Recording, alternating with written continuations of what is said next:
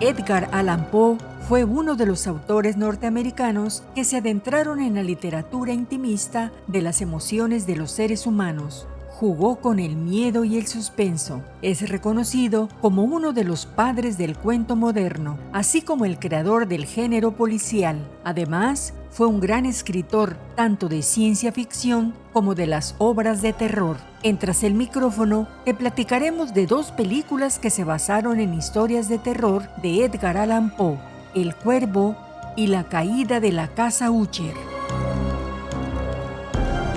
El Cuervo fue escrito en 1845 por Edgar Allan Poe. El autor se impuso el reto de escribir un poema que contuviera los principales elementos de las historias de terror y que estuviese ceñido a un total de 100 palabras, teniendo como resultado su poema más conocido, El Cuervo, obra por excelencia que llevó a Edgar Allan Poe a ser tan reconocido y que revivió el resto de las obras que ya había escrito, marcando un antes y un después para el escritor. La cinematografía se interesó por llevar a la pantalla historias de terror, así que pensó en las obras de Poe. Hoy te hablaremos de la película que se filmó en 1935 bajo la dirección de Lew Landers y con las grandes actuaciones de Boris Karloff como Edmundo Bateman, Bela Lugosi como Richard Bolin. La historia nos cuenta sobre la vida de la joven Jean Thatcher, quien sufre un terrible accidente automovilístico que la tiene al borde de la muerte. Para salvarla, su padre busca al doctor Bolin, el mejor neurólogo del momento, pese a haberse retirado hace años para dedicarse a la investigación. En un principio se niega, pero la insistencia del padre de la joven surte efecto. El doctor salva a la joven, pero a medida que toma contacto con ella durante su recuperación, se enamora, pero ella ya está prometida. Como su padre se encarga de recordárselo al doctor, pero él no se dará por vencido y está dispuesto a hacer cualquier cosa por conseguir a Jean, como torturar y asesinar al novio y al padre de la chica, y así quedarse con ella. Para ello, utiliza a un asesino fugitivo, Karloff, que está huyendo desesperadamente de la policía. Es importante comentarles que la película perturbó a muchos de los espectadores de su época y muchos críticos de la actualidad coinciden en que presenta la mejor actuación de Lugosi, fuera de su papel de Drácula. Lugosi tenía el papel principal, pero sin embargo fue Boris Karloff quien recibió el tratamiento de estrella, reflejado en las enormes letras del cartel publicitario. Es interesante notar que Universal Pictures utilizó tan solo el apellido de Karloff mientras su carrera se hallaba en la cima. Al ser demasiado fuerte para la audiencia de 1935, con su historia de tortura, desfiguraciones y venganzas espeluznantes, la recaudación del film no fue demasiado buena en el momento de su lanzamiento.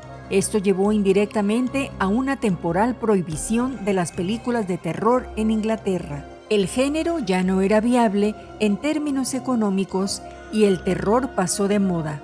Pero podemos ver que en el 2012 se filmó The Raven, El Cuervo, bajo la dirección de James McTeague, con John Cusack, Alice Eve, Luke Evans y Brendan Gleeson. Este film se inspiró en los últimos días de vida de Poe. El escritor colaboraba en la búsqueda de un asesino cuyos crímenes se inspiraban en sus obras. La muerte de Poe siempre ha estado envuelta en el misterio. Fue encontrado en las calles de Baltimore en un estado deplorable, vistiendo la ropa de otra persona, y repetía el nombre de Reynolds, un explorador polar protagonista de sus novelas. Poco después, murió en el hospital sin llegar a explicar lo que le había sucedido. Sus últimas palabras fueron: "Que Dios ayude a mi pobre alma".